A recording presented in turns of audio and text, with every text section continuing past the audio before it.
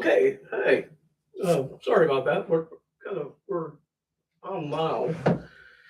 Been having a little bit of problems with my computer system, so it's hard when you're a one man show. You got to do it all, and sometimes it's just not the best way to do it. Okay, we've got about 2 minutes before we begin.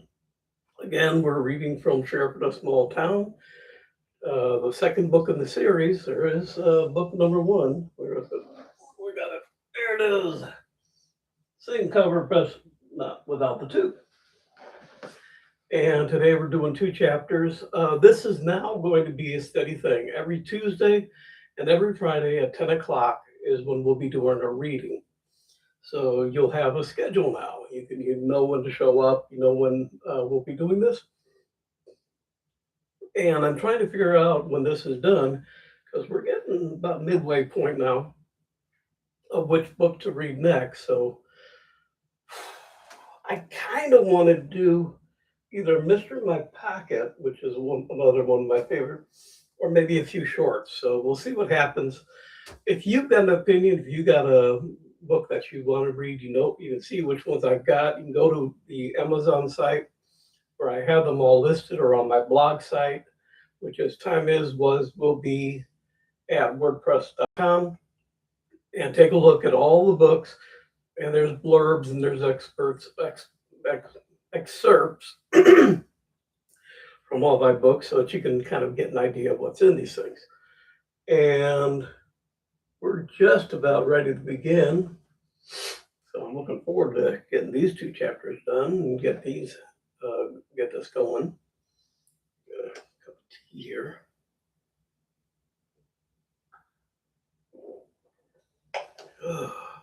Today's kind of casual Friday, so I'm bringing a t-shirt. I hope you're enjoying these. If you are, let me know. If you're not enjoying them, let me know what you're not enjoying. So I really would appreciate some feedback. Sitting on something. Come on, there we go. Okay. I'm sure. Okay, so let's just start. Okay, it's 10 o'clock now, and the first chapter we're reading is Buisness Doubles Down. Rocky was in the long shed unfolding tables and setting things up for canning. Mrs. Poletti, the home economics teacher, was working out how many plots she would need, days she would need to bring the students out, and how each class's curriculum tied into the growing of food. The canning would be the final process, so that it was from seed to table. Rocky had a map of his property on the wall and was broken down into quadrants. A few bales of chicken wire and posts were nearby. He had offered the use of the land to the school as small parcels for growing food. The students would be able to see and get a feeling for how food is grown, and he'd already put in an article in the paper about it. The reception had all been positive. The hardware store had donated shovels, pitchforks, and hand tillers. The feed store had given him boxes of seeds for a variety of vegetables. It was all working out, and he looked forward to having plenty of company as students learned more about what went into farming. Granted, some of the farmers were a little concerned about losing sales and had voiced opposition, but the plots at less than an acre each weren't big enough for a huge amount of food. Plus, it was good for the kids to learn about farming so they might be employable on the farms later. In any case, plenty of people in town had small gardens and did a bit of canning, so it wasn't any different. The farms would still do well. Rocky was interrupted by a man who was a movie version of a farmer. He strode in with his hands in the straps of his overalls, a straw sticking in his mouth, and a straw hat on his head. The shiny shoes rather marred the effect, but Rocky gave him a C for effort. Looking up, Rocky had a gut feeling where this was going and to be headed, but his mama taught him to be polite, so he welcomed the stranger. The man got right to the point. Here you're opening up your farm so people can grow their own food now. Rocky pointed to Mrs. Poletti. Actually, it's being used by the students of home economics so they can learn about the food growth process and up to and including canning. It's a new curriculum for students in farming communities. They learn to grow, harvest, and preserve. We had the land and figured it was worth contributing in. The man laughed. I didn't think schools had around here had that kind of money to rent out fields. You must be making a good bit doing this. Not to mention being able to sneak a few veggies now and then. Miss Paletti may have been a small woman at 5'2", but the look of anger on her face made the man back up to the wall. She poked him in the chest as she berated his insolence. Mr. Stone is allowing us to use his fields, and he isn't charging us anything. In fact, it probably cost him a packet getting his shed outfitted and ready for the winter canning. He and Mrs. Stone have been very good to the community, and it's obviously that you ain't from around here if you don't know that. She raked him over from head to foot. You damn city folks think we're all a bunch of hicks. Tell that big company you work for if they try and pull any fast stuff here, they'll have the whole town against them. Imagine their shock when they go to the time and expense of putting up a big place and nobody goes to it. She snapped her fingers and went back to her paperwork. Rocky rubbed his upper lip as the man left abashed and drove off in a spray of dirt and pebbles. The man wasn't done yet, though. He headed into town to the city council. Sitting in Frank's office, he looked different in his tailored suit. Frank passed a weary hand over his eyes. These continual visits were an intrusion and a waste of time. The man sat straight in his chair and took on a tone of authority. I've been out to see the stone place and understand he's allowing people to rent space to grow crops. I also hear people have donated plenty of equipment. Kind of sounds like he's making money out of this to me. If that's true, then it's no longer a farm but a business and should be zoned as one. Frank leaned forward on his desk. He's allowing the home economics class to use the field as a lab space so the kids get first-hand experience. Before, they would start with plants in a cup and pot and repot as plants grew. There's a better way, and we aren't the first to do it either. Look over at Warren County. They started the same as we're beginning, and now they have an agricultural college. He's not making a dime out of this and has spent plenty of his own money helping the school out. The man looked exasperated. The time of small family farmers is over. In 30 years now, the people who own the canning companies will own the land and contract the farmers to grow what they tell them to. It's a waste of time and resources to be teaching kids this stuff. They'll grow up thinking they can get a farm and sell it to the co-op or stores in town. Well, they won't be doing it, and you're setting them up for failure. I think someone should write to the paper here and put the people straight. Frank rose slowly from his desk and glared at the man. You got no voice in this town. You don't live here, you don't patronize any of our businesses, and you sure as hell don't have kids in our schools. So your opinion of what we are doing or should or shouldn't be doing don't amount to a hill of beans. Now get the hell out and quit pestering us. The man left grumbling. Sitting with his boss in a palatial office, he discussed the problem in getting the town to change anything. Mr. Stone is allowing the school to use the land free of charge. The school has added the property as a lab for them to teach biology and farming. Boss, I don't see any way of getting a foothold on that property. The community's too damn tight.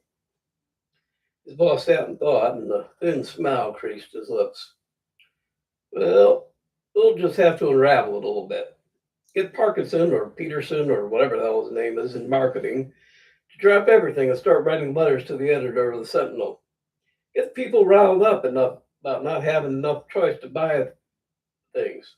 Talk about their limited options and how far it is to the closest real stores.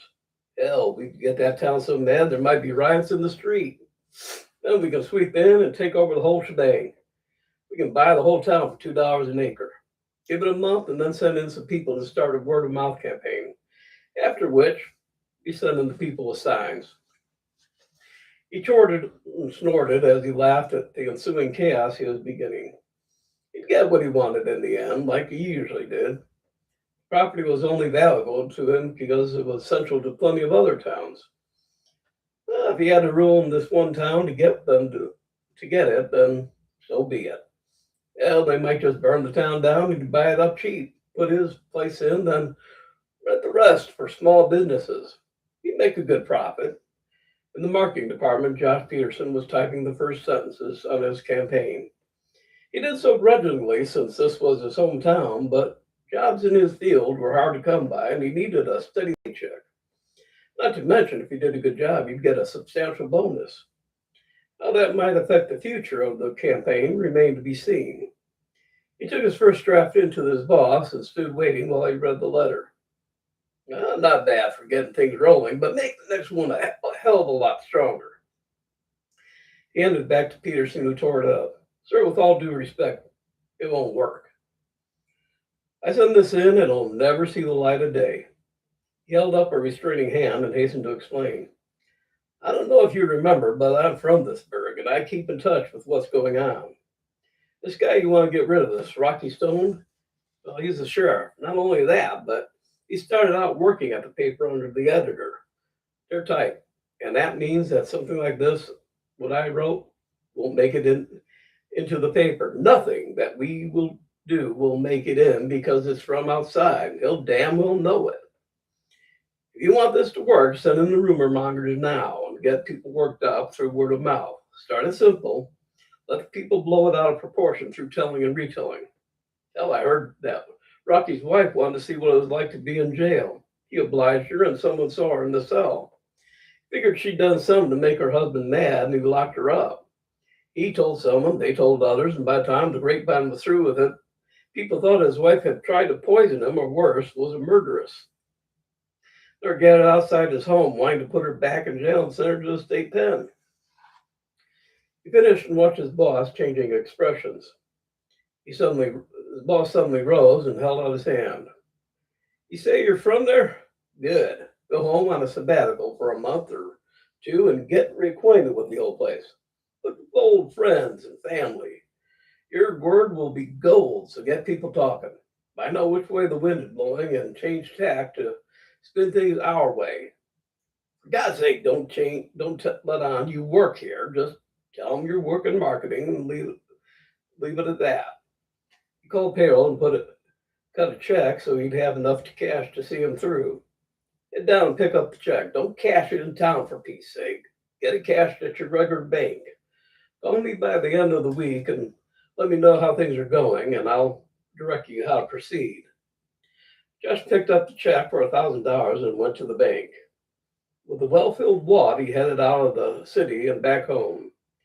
In the back seat was a grip with all his clothes from when he'd gone off to college. In Levi's, hobnail boots, and work shirts, he'd be able to slide back in.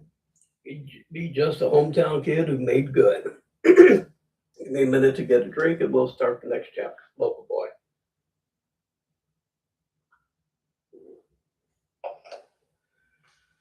Josh was sitting in his parents' living room. Made him feel self-conscious. Made him feel as if he was here as a guest instead of family coming home for a visit. His dad was walking around as if he couldn't get comfortable, and his mother was on the edge of her seat. Nobody was saying anything, and it seemed to him had been just as better off at the YMCA. His dad finally took the bull by the horns. I can't even think in here. Come on into the kitchen and we can catch up. His mother sighed. Ever since Josh left home for college and then got his job with some big company, she had been bursting with pride. She wanted to show Josh that he was an important person to them. Hence the living room. She relaxed, though, when her son dashed to the kitchen and went straight to the cookie jar of homemade chocolate chip cookies, just as he always had when he was home. For it was a comforting sign he hadn't changed. Over cookies and milk, he talked enthusiastically about the creative work he did in marketing and how he did it all by himself. The company was relatively new, but growing, and he was a big part of making it happen. His father puffed up with pride, and his mother reached out to hug him. They had made a lot of sacrifices to give him a good education, and here was a proof it had all been worth it. They went into town to go to the diner for a late lunch or early dinner. In the back booth, Rocky and Talbot were having the open face special. When Josh came in with his family, Rocky saw someone he was sure he recognized. Seeing the mom and dad connected the dots, he excused himself from Talbot's humorous story, without much regret since he heard it 20 times in the past month, and headed over to where Josh was sitting. Mr. and Miss Peterson, I just dropped over to say hi to Josh. I haven't seen you in a long time, not since you headed off to college. Miss Peterson burst out. Town gave him a right good send off.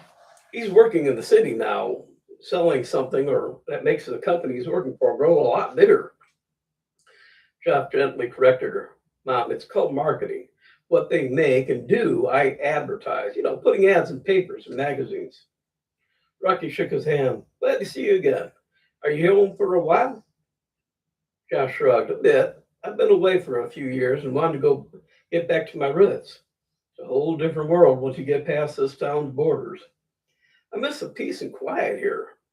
Ma's allowing me to stay home while I'm here. His mother snorted all loud. It's your home and always will be. Your room's still the same as when you left it, except it's cleaner now. Lord, the amount of socks I found under your bed, it's a wonder you had any to take to college. Josh blushed. Rocky again welcomed him home and he hoped he'd see him around. Heading back to Talbot, he gave him a little of Josh's history. I've known him since he was in short trousers. He used to tag along with me and my friends. It was kind of like having a little brother. He's smart too, maybe too smart for this area. He used to get picked on a lot until we suggested it stop. He used to win school contests and such. I wonder what company snatched him up after he got his degree. We used to go fishing a lot, trying to catch the big one Agnes snared a while ago. I don't know what she used as bait, but someday I'm going to find out and get that damn guy myself. As soon as Rocky paused, Talbot launched into a story again, determined to get to the end this time. Josh had been gone for 5 years, 3 years of college where he graduated early and 2 years rising to the marketing department. Yet, wandering the streets of home, it was as if the years away had never happened.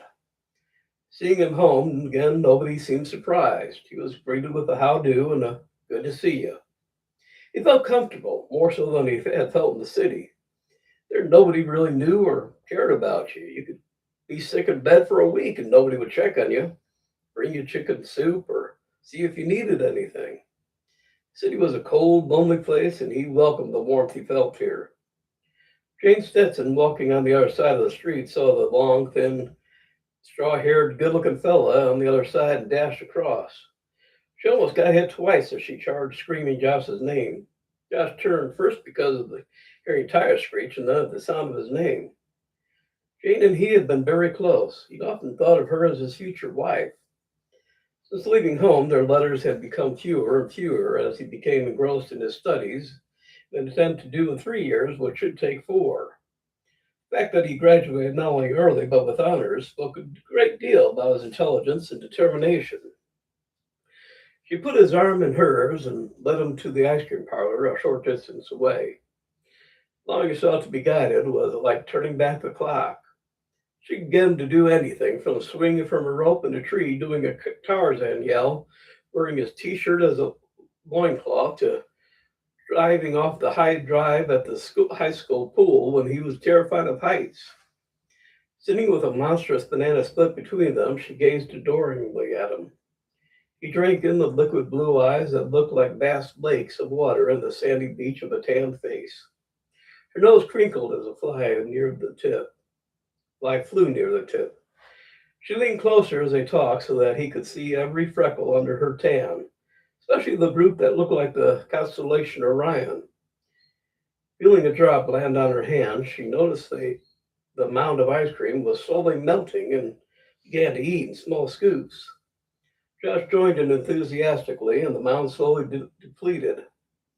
A brain freeze made her stop and rub her temples. He rose and went behind her and rubbed them for her. She held his hands in hers as he continued the massage. She brought his hands down and kissed his fingertips before placing them on her chest near her neck. A rumbling reminded them that they were in a public place. Josh sat quickly and they settled up for holding hands. Why did you stop writing? The hurt in her voice was as evident as the pain in her eyes. Well, I just got caught up in my studies. I was trying to graduate early so I could get my real life going. She shook her head. You didn't write after graduating either. Well, I was getting going. I got my job on graduating and had to work my way up the ladder. I wanted to make good. Hell, would you have wanted to move away from here and go to the city? All that Noise and traffic. Hell, you almost got killed twice just crossing the street here. She giggled, but the hurt remained. Her voice softened. I'd have gone in a heartbeat if you had asked me to. He had no answer. He held her hand, his thumb brushing over her fingers. The thought of his mission seeped through the fog in his mind. He was here to create chaos, to basically tear down the walls of comfort and security of the town that had welcomed him home.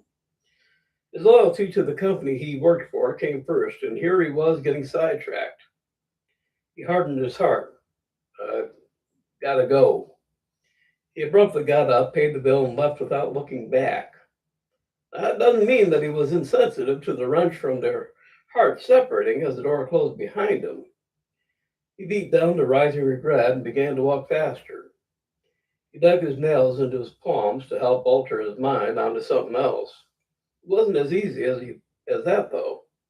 Her adoring look at him, the warmth he felt from her, the feelings of her hands and his, all sought to dominate his mind. He stopped mid-stride and realized he just burnt a bridge back there. The abrupt departure, his cold farewell, would make her hate him now.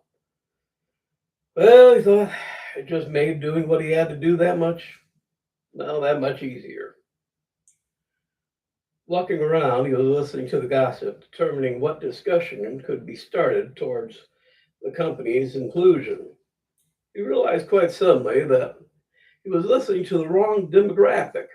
He needed the younger crowd. They did the most purchasing and would be the store's biggest customers. He visited parks and listened as they played frisbee, danced to music on the radio, or gabbed while swinging. Most were bemoaning the lack of up to date clothes and limited entertainment. They wanted a club, someplace to play pinball, somewhere to let loose a little. He went to the lake and joined a group grilling hamburgers and swimming far away from the fishermen who formed a tight group near the start of the lake. The teens and young adults were tolerated as long as they didn't scare the fish. Some of the kids had rubber rafts that they rowed out to the deeper portion and swam from. He talked aimlessly for a while, gaining insight into what they felt about things. His dad was accumulating rapidly and he was forming his plans. He began simply with commiserating on the things the town lacked that a new place could bring in. He wasn't overt, he was just friendly banter. He joked about the frumpy styles they sold at the general store that made the most beautiful girls in town look doubting like an older woman. He described the sights he'd seen in town, the glamour and sophistication. He was aiming to make them dissatisfied with the town and the way things were.